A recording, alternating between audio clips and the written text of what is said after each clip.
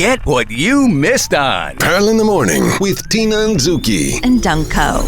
Tina, the year was, I can't remember what year it was, but Right. I remember my dad took my brother and I one day, just surprising us. He told us to pack a few things.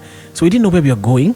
So he had bought swimming costumes for us. It was I think it was our first time to go swimming in a natural pool, like in a pool that imetengenezwa na watu. Wacha zile Dufampara we used to go. Yeah. Na uko wherever we were going. Yes. So he took us to YMCA and we went, remember that was the pool of all pools back then. Everyone wanted to be there. So we went there. And I remember I had never professionally been in a pool like that, like pool that big. No, ati imetengenezwa. Like me, I've never seen a swimming pool. You used to swim in lakes. Yes, mamtaro, rivers. So the moment we got there, my brother was really scared. You know the way you see the big, the vastness of that pool. When you're young, that is a very big pool. So we got there. We were introduced to our coach. I can't remember his name. He was a very nice Luya guy. He used to be a very good swimmer. So he was introduced to him. I told, this is going to be your coach. Yes. So we go to the shallow end, we change, then we go to the shallow end, and we get in. And when we get in, first and foremost, me getting in was very fast. I was already in the water. My brother, on the other hand, it took him almost an hour. Faster toe, yeah. So he finally got in, but he gripped this chuma this on the rail. Yes, the rail. Akai grip with all his life. So now, me, I got in. So he's teaching us how to swim. So you do this, you float. Mi nakwambia, first try, nika float. He wondered also, shall I swim? Apana. So then he told me, now try and kick your legs. But then I swam. The first time I got into water, I swam. Wow. I swam. How old were you? I can't remember. I was very, very young.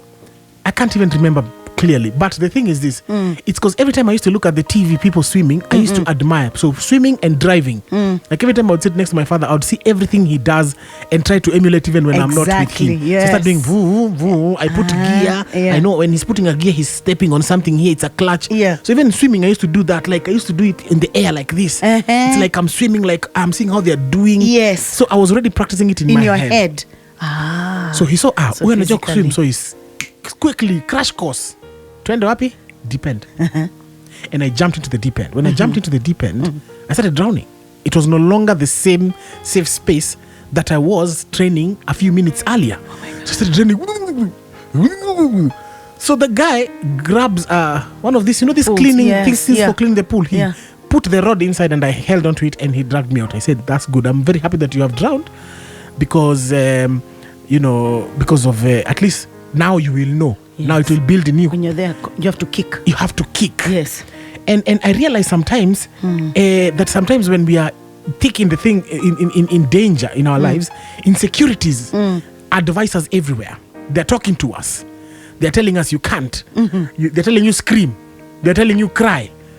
But the best thing you need to do, you have to have an action that will, like you have to signal for help. Yes. So instead of sitting and crying, you have to signal for help. And I was thinking, I was sitting down thinking that probably some of our situations, the choking effects of insecurity, even if you don't call it that, they are false ideas that in our heads that tell us you can't, you're not as good as A.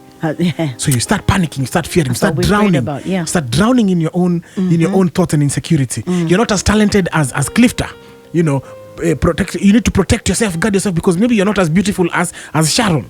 You keep feeling like those things, and the insecurities keep building inside of you. And these things are always there. And just like the pool, you keep drowning in your own insecurities and your fears, and you don't know what to do. No. So the thing about insecurity, when it grips us, the very thing we need the most is the truth. The truth. What is the truth? What is God saying about you? What was the truth about me in that situation? I could swim. You could swim. But now I'm afraid because the water is more deeper than it was before. And I think that that one is not that one won't hold it. So as we delight to live in God's truth, let it influence us at every situation, at every instance. Let it become the truth. Let the truth be your lifeline to your soul. Yeah. Something we see can lie to us, can dupe us, but the message which is unseen, that is written in our hearts, is what? That's your constant. That's your constant. That's the truth. I don't know about you. Gosh. But it's about time you start dwelling on the truth rather than the lie the insecurity within you is feeding you. So this morning, I think I'd ask myself, what is my truth? What do I know to be truth right now? Because that truth is the one that's setting me apart from everybody else. That's right. What's your truth this morning? What's your truth this morning? Join Tina and Nzuki and Dunco on Pearl in the Morning. Weekdays from 5:30 a.m. to 10 a.m.